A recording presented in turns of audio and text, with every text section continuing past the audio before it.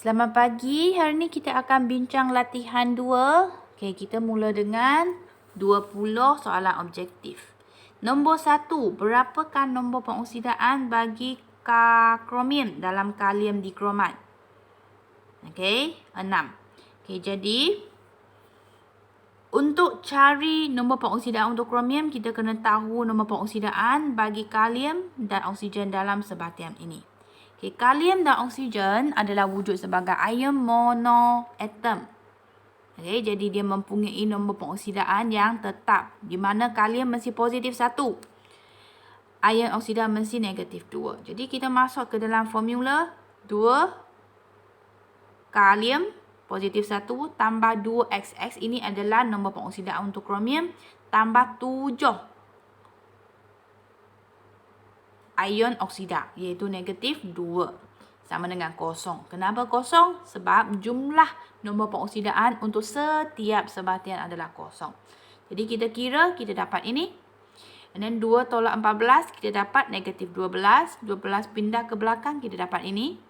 And then pindahkan 2, kita dapat nombor pengoksidaan bagi kromium adalah positif 6. Jadi jawapan kita D. Kita tengok nombor 2, definisi bagi pengoksidaan. Okey, jadi basically kita ada 4 cara untuk menentukan deoxidation atau reduction. So, saya suka ingat macam ini. Oksigen dengan nombor pengoksidaan satu grup, di mana kalau tambah dia adalah oxidation, kalau hilang atau penurunan adalah reduction. Jadi kita tengok di sini oksigen. Okey, kalau dia adalah pengoksidaan mesti tambah. Jadi antara A dengan B. Jadi C dengan D saya boleh buang. Okey, sekarang kita tengok hidrogen dan elektron pula. Kalau oxidation mesti kehilangan. Okey, jadi jawapan kita adalah A. Okey. Okey, kita tengok nombor 3. Ion 2+ boleh jadi 3+ dengan tambah X. Apakah X? Jadi, kita nak tengok 2X kepada TX.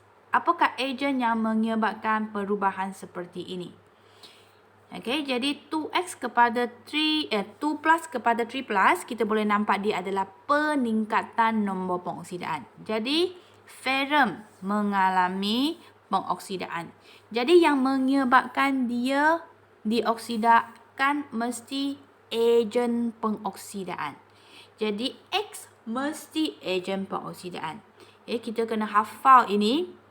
Kalau you tak boleh hafal, at least you kena ingat halogen. Air klorin dan air bromin adalah ejen pengoksidaan. Tapi untuk jawab soalan ini, tak ada halogen, you kena hafal juga lain. Jawapan dia adalah kalium manganate 7 berasid. Okay. D. Okay. Okay, kita tengok nombor 4. Persamaan ion berikut menunjukkan tindak balas antara zinc dengan asid. Okay, asid diwakili oleh hidrogen ion. Dia nak kita cari nombor pengoksidaan untuk perubahan hidrogen. So, hidrogen ion mesti positif 1. Dalam molekul, okay, mesti positif 1. Okay, hidrogen mesti positif 1. Okay, dalam molekul 2X tambah kosong adalah kosong. Okay, jadi nombor pengoksidaan bagi hidrogen dalam molekul adalah kosong. Jadi di sini nombor pengoksidaan dia adalah daripada positif 1 kepada kosong. Jawapan kita adalah C. Okay, kita tengok nombor 5. Apa yang dimaksudkan oleh penurunan? Okay, kalau you masih ingat, penurunan mesti melibatkan penambahan. Okay, elektron atau hidrogen. Okay, jadi di sini kalau berkaitan dengan oksigen adalah kehilangan oksigen, kehilangan nombor pengoksidaan. Okay, reduction, penambahan elektron, penambahan hidrogen. Okay, jadi penambahan elektron. Jawapan kita adalah A. Okay, nombor 6. Apakah ejen pengoksidaan. Jadi ejen pengoksidaan tadi kita sudah hafalkan. Mesti halogen. Jadi jawapan kita adalah A. Okey, nombor 7. Mengkaji pemindahan elektron pada suatu jarak. Okey, jadi di sini kita ada ferrum 2 sulfat dengan bromine water. Okey, saya suka tengok ini sebab kalau ada ferrum 2 plus dia mesti jadi 3 plus. Okey, jadi sini mesti mengalami pengoksidaan. Maka bromine mesti ejen pengoksidaan. Okey.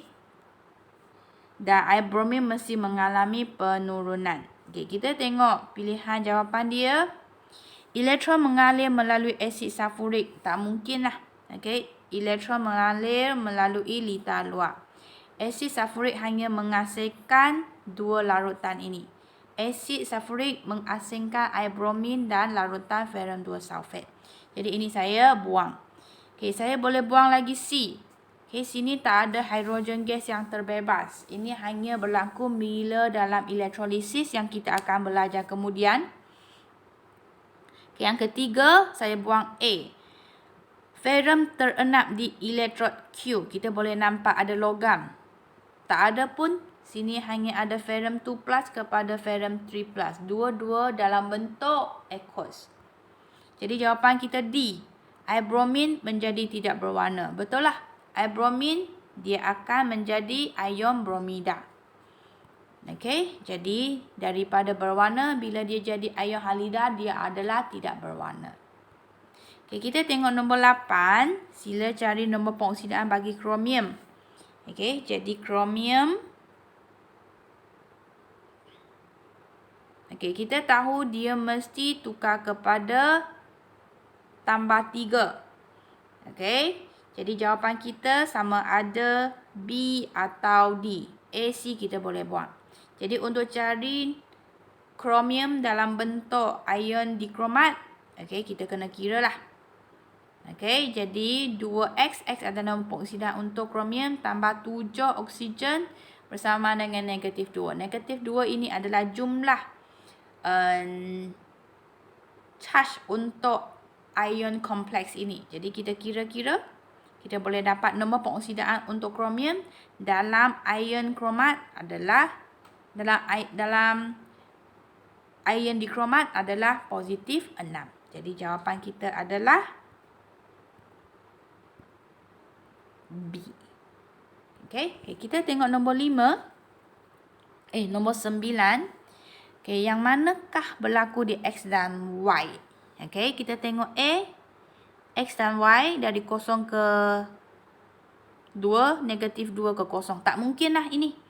Mana ada peningkatan nombor pengoksidaan pada kedua-dua elektron. Mesti satu naik, satu turun. Jadi A sudah boleh buang.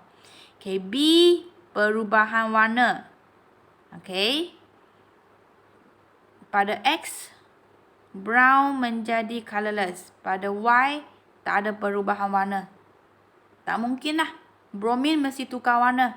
Okay, bromin akan jadi ion bromida. Jadi B tak mungkin. Okay, C dan D. Okay. D mass of X increase. Okay, tak apa, kita tengok satu persatu.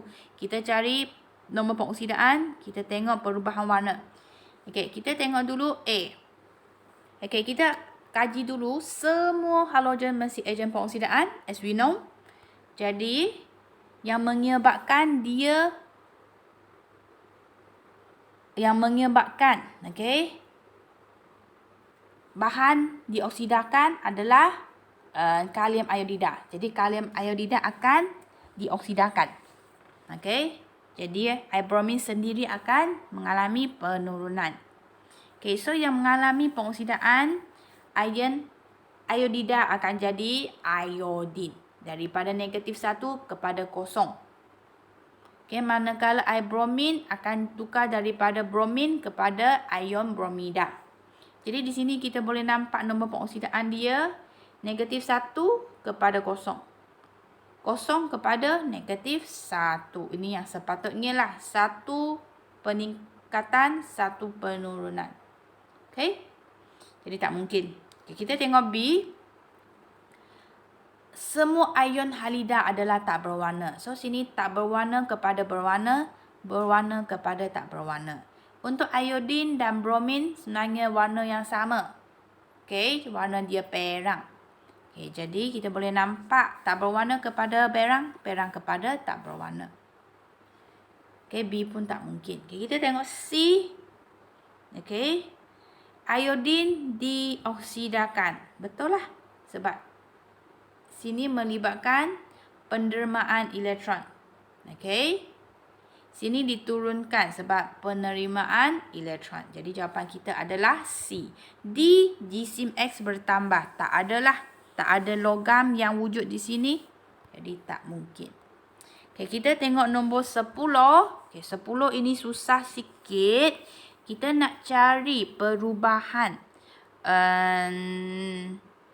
nombor pengoksidaan kalium dikromat. Okey. Soalan ini tak lengkap. Actually, dia nak cari perubahan unsur kromium. Okey, daripada ini kepada ini. Okey, ini dalam buku rujukan yang saya dapat pun soalan tak lengkap. Okey, tapi kita understood lah soalan dia. Jadi kita kena cari nombor pengoksidaan bagi kromium dalam sebatian ini dan cari nombor pengoksidaan bagi kromium dalam sebatian ini. Okey. Okey, jadi yang pertama, okey, 2 kromium positif 1, 2 kalium. Okey. 2 darab positif 1, 2 kromium, 2X tambah 7 oksigen dalam bentuk ion oksida negatif 2 dapat kosong. Okey, sebatian mesti kosong. Okey, dalam bentuk ini pula, okey, this one kromium tambah sulfate. Okey, sulfur kita tak tahu, oksigen kita tahu mesti negatif 2. Jadi sini kita ada masalah. Kita tak boleh cari sulfur. Kalau tak ada sulfur, maka kita tak boleh cari nombor pengoksidaan bagi kromium. Jadi, kita guna cara yang satu lagi. Okay. Cross. Okay. Kita tahu kromium, dia mesti tindak balas dengan sulfate. Okay. Jadi, X dengan negatif 2, dia akan bersilang menjadi 2 kromium dan 3 sulfate. Sekarang kita terbalikkan. 3 saya angkat ke atas, 2 saya angkat ke atas. Terbalikkan. Jadi 2 ini merujuk kepada charge untuk sulfate dan 3 ini merujukkan kepada charge kromium dan juga nombor pengoksidaan bagi kromium. Jadi mesti positif 3. Okey, jadi jawapan dia ialah D. Okey, kita boleh cek ada tak daripada this one dia adalah positif 6. Jadi kita cari. Okay, kita kira-kira betul lah, positif 6. Jadi jawapan kita adalah D.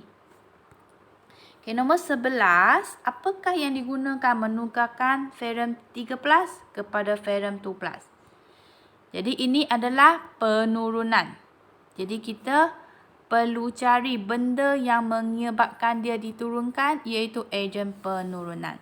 Okay, ejen penurunan kita mesti ingat at least adalah logam yang reaktif. Okey. Jadi di sini logam yang reaktif tak ada. Okey, kita guna cara lain dulu. Bromin tak mungkin sebab bromin adalah ejen pengoksidaan. Okey, kita tengok yang lain. Okey, ejen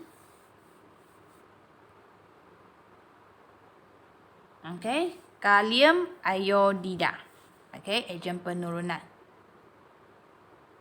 Okey, kalau bukan halogen, ion halida.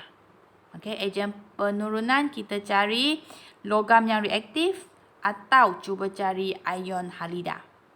Okey, kalium iodida, kalium bromida. Okey, dia adalah ejen penurunan. Okey, kita tengok nombor 12. Apakah nama IUPAC untuk kuprum?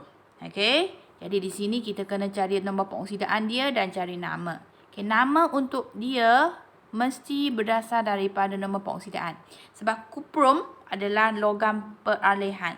Nama dia mesti ada Roman. Bergantung kepada perubahan nombor pengoksidaan dia.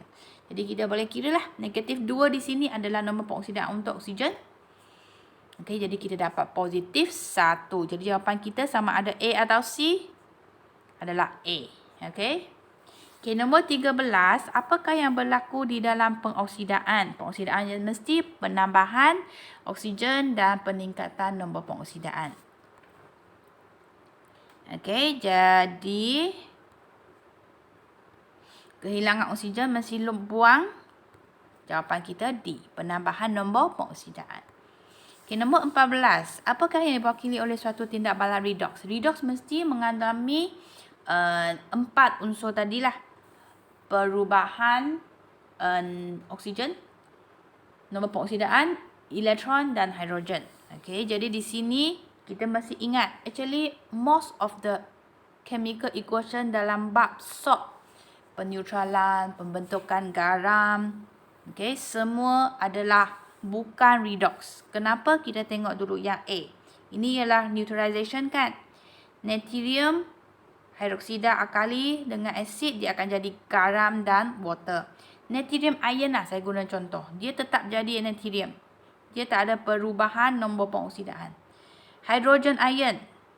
Okey. Hydroxide. Okey, dia tak ada perubahan nombor pengoksidaan. Okey, jadi jawapan kita adalah B. Okey, cuba tengok di sini. Argentum atau silver sini positif, dia akan jadi metal. Jadi positif 1 menjadi kosong. Sini mengalami penurunan nombor pengoksidaan. Zinc daripada kosong kepada zinc 2+. Ini peningkatan nombor pengoksidaan. Jadi jawapan kita adalah B. Okey, nombor 15. Cari nilai X, Y, Z. Okey, saya akan cari dululah Z, senang. Okey, balancekan saja. Sini 2 kromium, Z mesti 2. Jadi jawapan kita sama ada A atau D. Saya buang dulu B, D. Okey, seterusnya saya akan tengok hidrogen. Saya akan cari X. Sini ada 14 hidrogen, jadi X mesti 14. Jadi jawapan kita A lah. Okey. Okey, nombor 16. Apakah tindak balas penurunan? Okey, penurunan adalah penambahan elektron atau penambahan hidrogen. Okey, jadi di sini penambahan elektron. Jawapan kita adalah D. Bromin menerima elektron. Okey, nombor 17. Apakah nombor pengoksidaan bagi X dalam XO4 charge negatif? Jadi kita boleh kira oksigen mesti negatif 2. Okey, jumlah charge dalam ion kompleks ini adalah negatif 1. Jadi kita dapat ini. Kita kira, kita dapat positif 7. Jawapan kita adalah C. Okey, 18. Yang manakah bertindak balas sebagai ejen penurunan? Jadi ejen penurunan sendiri mengalami pengoksidaan. Jadi kita tengok nombor 1. Magnesium daripada kosong menjadi tambah 2. Jadi nombor 1 mesti jawapan. Okey, nombor 2. 2X kepada kosong. Sini adalah penurunan. Jadi B buang. Okey. C negatif 1 kepada kosong. Ini pengoksidaan. Ini positif menjadi kosong. Ini buang. Jadi jawapan kita adalah B. 1 dan 3. Okey, kita tengok nombor 19. Apakah bahan merupakan ejen penurunan? Okey, jadi ejen penurunan kita ingat 2. Logam reaktif dan ion halida. Contohnya kalium iodida, kalium bromida. Okey, so ada tak di sini? Ada. Okey, kalium iodida. So jawapan kita C lah. Okey, ini yang lain you boleh hafal. Okey, 20. Okey, yang manakah adalah tindak balas redox? Yang first saya mesti bulatkan 3. Okey, you tahulah kenapa pengkaratan. Sebab Fe 2+ kepada Fe 3+ sebenarnya adalah proses pengkaratan. Okey, dia telah dioksida jadi warna pengkaratan. Okey, dalam tajuk ini lepas ini kita akan fokus lagi kepada proses tindak balas pengkaratan. Okey, so ada 3. Okey, yang tak ada 3, B saya buang dulu. D saya buang dulu. Jadi saya hanya perlu cek 1 dan 2. 4 mesti out. Tak payah cek lagi. Okey, jadi di sini jawapan kita adalah A. Okey, menyalakan dapur gas. Okey, sebenarnya adalah meten Ini kita akan belajar di bab 2 nanti. Okey. Okey, bertindak balasan oksigen menghasilkan gas karbon dioksida dan membebaskan water. Sini kalau tengok nombor pengoksidaan tak jelas, tapi kita boleh tengok dari segi penambahan oksigen dan hidrogen. Okey, sini tengok.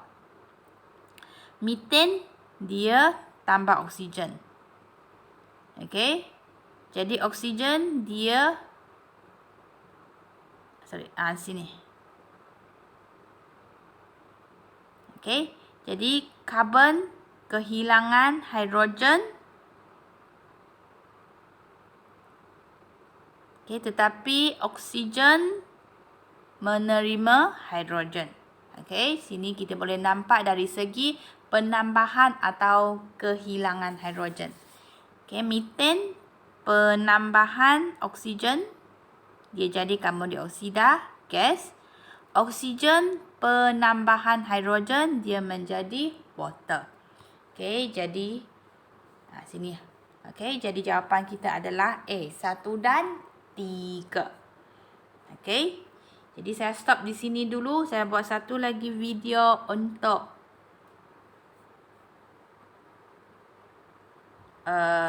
soalan struktur.